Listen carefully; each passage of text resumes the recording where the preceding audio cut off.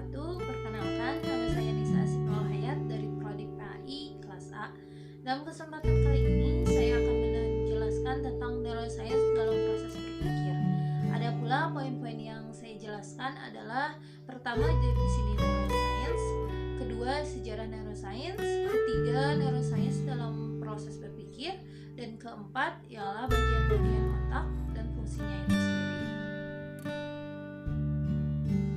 Yang pertama, saya akan menjelaskan tentang definisi neuroscience. Neuroscience merupakan satu bidang yang mengenai sistem saraf yang ada di dalam otak manusia.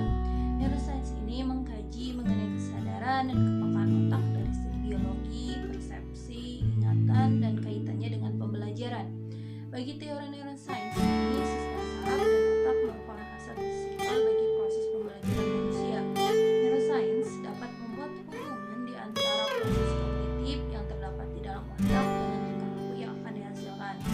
Hal ini dapat diartikan bahwa setiap perintah yang diproses oleh otak akan mengaktifkan daerah-daerah penting di dalam otak. Neuroscience ini merupakan penelitian tentang otak dan pikiran. Studi tentang otak menjadi landasan dalam pemahaman tentang bagaimana kita merasa dan berinteraksi dengan dunia luar, dan khususnya apa yang dialami manusia dan bagaimana manusia mempengaruhi yang lainnya. Ini belajar dan mengkaji beberapa sistem saraf pusat dan neuron yang ada pada struktur otak manusia. Di antaranya, sistem saraf pusat merupakan sistem saraf berbeda yang terdiri dari otak dan saraf.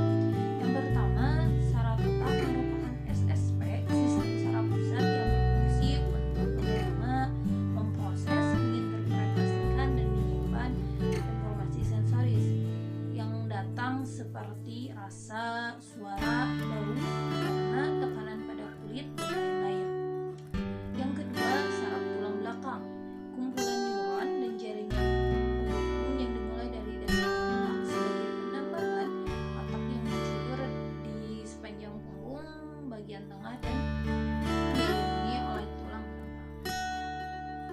Kedua, saya akan menjelaskan tentang sejarah neuroscience.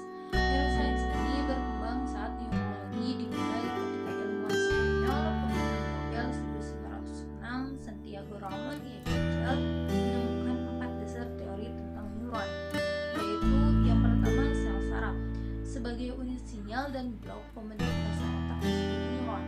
Neuron terdiri dari dendron, badan sel, dan akson. Dendrit adalah tunas dari badan sel yang berfungsi dengan sel lain. Badan sel berupa selaput neuron yang berisi nukleus DNA. Akson menghubungkan sel dengan sel adalah hormon yang menyampaikan informasi ke sel lain yang memberi terminal akson. Yaitu terminal akson menyampaikan informasi ke sel lain di sinapsis, yaitu celah antara akson dengan sel lain. Sinapsis seperti celah presinaptik yang sebelumnya disebut possinaptik. Yang ketiga, neuron membentuk sinapsis dan berkomunikasi dengan sel saraf tertentu saja. Keempat, sinyal dan neuron berjalan ke satu arah saja, yaitu dari dendron ke badan sel, akson presinaptik menyeberang celah sinaptik dan dendron sel berikutnya. Selanjutnya ditemukan bahwa neuron terdiri dari neuron saraf sensorik, yaitu yang menerima rangsangan dari luar, neuron motorik yang mengendalikan kegiatan-kegiatan sel otot, dan interneuron yang menjadi perantara di antara kedua neuron. Yang ketiga, saya akan menjelaskan tentang neuroscience dalam proses berpikir. Neuroscience dapat membuat hubungan antara proses kognitif yang terdapat di dalam otak dengan proses tingkah laku manusia yang akan dilakukan secara fisik.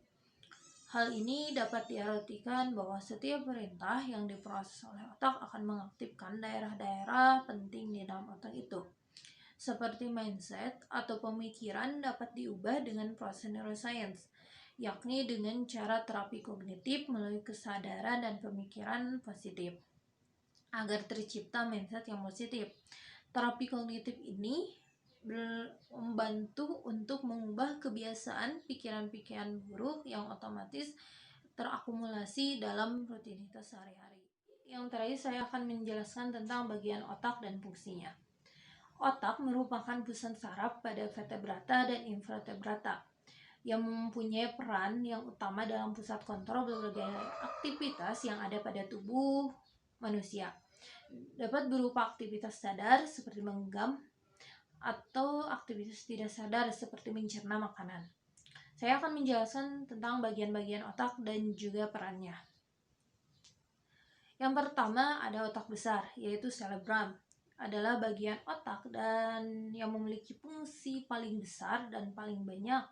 Pada otak besar ini terbagi dalam dua bagian, yakni kanan dan kiri, yang bisa disebut dengan hemisfer. Kemudian pada masing-masing hemisfer memiliki bagian yang bernama lobus. Masing-masing lobus mempunyai peran tersendiri. Yang pertama, lobus frontalis warna kuning ini yang memiliki peran mengkoordinasi perilaku yang membutuhkan kemampuan yang tinggi. Misalkan kemampuan motorik, perencanaan, fokus menyelesaikan masalah hingga menimbang hal yang baik dan buruk. Yang kedua ada lobus parietal warna biru ini. Berperan dalam mengatur sensasi tubuh, posisi tubuh, bagaimana tulisan tangan hingga menerjemahkan informasi yang dikirim dari bagian otak.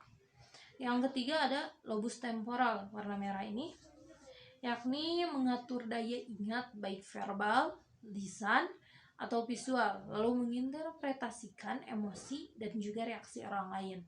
Yang keempat, lobus occipital warna hijau ini berperan dalam kemampuan membaca, mengenali literasi, dan juga aspek penglihatan lainnya. Baik, yang kedua saya akan bahas tentang otak kecil. Otak kecil atau cerebellum terdapat pada bagian belakang, tepatnya pada bawah lobus occipital. Ini lobus occipital dan ini otak kecil. Otak kecil ini berperan dalam mengatur kemampuan motorik halus seperti koordinasi kaki dan tangan. Otak kecil ini juga memiliki peran dalam mengatur keseimbangan tubuh, postur, serta pemerataan peran dari otak kanan dan kiri, equilibrium. Dan yang ketiga terakhir yaitu batang otak. Ini batang otak ini terdapat pada depan otak kecil serta menyambung ke susunan saraf pada tulang belakang. Bagian otak ini juga terdiri atas otak tengah yang berperan dalam mengatur gerakan mata dan suara yang akan otak terima. Sekian dari saya.